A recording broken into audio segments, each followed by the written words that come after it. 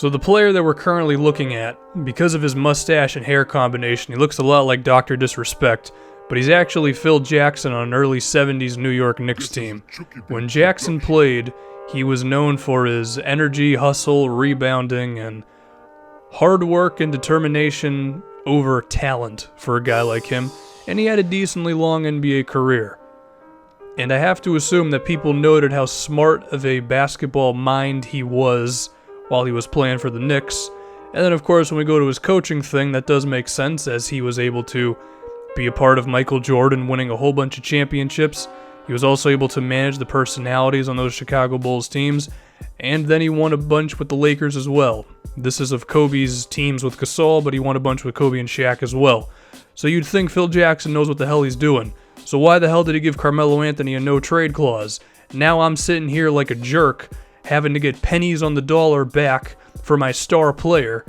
Look, if Melo didn't have the no trade, then I could move the guy and get an actual thing back for him. Draft picks, young players, the whole 9 yards. The dude's already said he's leaving. There's no chance that he's actually going to come back for us. And if we're looking at the two teams we could potentially go to, the Cavaliers are not doing too hot because 2K's simulation doesn't make any sort of sense whatsoever. I mean, seriously, 2K, this is a little ridiculous.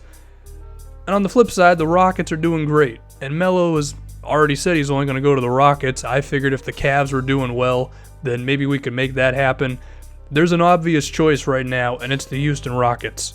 The third team that has to take on Ryan Anderson's contract, I'm looking at the Indiana Pacers. They really don't have any long-term options settled. The only one they're going to have to really re-sign is Miles Turner after next season. There's a million team options. And so what I want to do is I want to take 2 of those team options back. Al Jefferson and Bojan Bogdanovic. We'll decline both of their options at the end of the season, so the money will be not a problem for us, and we're going to get a first-round pick for Houston. Now, if you're thinking we're getting robbed in this trade, you are correct. We are getting robbed, but I have to trade him to the Rockets. There's no other move. The guy's got a no-trade clause. There's nothing I can frickin' do about it. And there you go. Carmelo Anthony's gone. Thank you very much, Phil Jackson, because I have to get a 2020 first-round pick from a title contender for Carmelo freaking Anthony. Jesus Christ. Anyway, Melo, enjoy your time on Houston, because you guys should be pretty good. You got a whole bunch of perimeter players now who can switch among multiple positions, offensively at least. You got Harden, you got CP3, Carmelo Anthony. They should be pretty good, and who knows, maybe they could win some championships or something, but they're in the Western Conference, and they're all, Melo's over 30, CP3's over 30, so hopefully we'll just never have to deal with them. Maybe we'll see James Harden when he's like 34, but the other two will be gone. For the Indiana Pacers, this gives Victor Oladipo just more floor spacing, because Oladipo, it seems like they want him to be their star player, And Ryan Anderson, because they just have so many team options and stuff, I don't think Anderson's contract's going to kill them. You have Miles Turner with him. I think that can help them out a lot in terms of just spacing the floor. But because they traded Bogdanovic, this frees the floor for Glenn Robinson III, who they've always been better with, or they've always been better when he's actually playing. So I feel like it allows him to play and start for them. It gives Oladipo the floor spacing. I just think it kind of works out for them. For us, I guess Bogdanovic is our starting small forward. He's going to be gone in a season anyway, but we're going to need someone there at the moment. We're going to lose a lot of games, okay? It's not the worst thing in the world because we'll get a higher draft pick out of the whole deal, and Porzingis is going to be shooting the ball like never before because there is not a single other player on this team who could put up over 20 points a game. So KP, hoist him up, man, because no one else is going to do it. Now we can just take a look at how the Eastern Conference is going. You'll notice the 76ers are the 1 seed.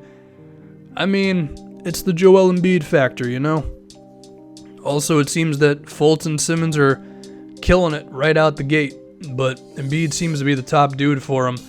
We are probably going to have to deal with Embiid at some point. We're going to deal with the 76ers. If we do this right and we're a really good team in, 4 years, I have to assume Philadelphia is going to be right there waiting for us. So I look forward to the Porzingis versus Embiid battles now. Markelle Fultz is doing his thing. There's also, who the hell's the other guy? I have to highlight each guy for the footage because I don't know why. Simmons, so yeah. They're good. They're really good right now. They're kind of shocking everybody. The 2 seeds, the Wizards, which, I mean, I'm not shocked that the Wizards are good because, I mean, they got one of the best players in the league in John Wall, an excellent scorer in Bradley Beal, good veterans around them. Maybe their second unit's actually better. I don't know. But for these 2 teams to be the 2 best teams in the East, that's where it's kind of weird. Because, well, the Celtics with Kyrie Irving seems to be a disappointment. They're not terrible, but they're not exactly that great. But I'm going to go back to Phil Jackson. Phil, why'd you give him the no-trade clause? Why'd you do it? Because this is what I get back for Carmelo Anthony? A first-round pick in 2020? Oh well,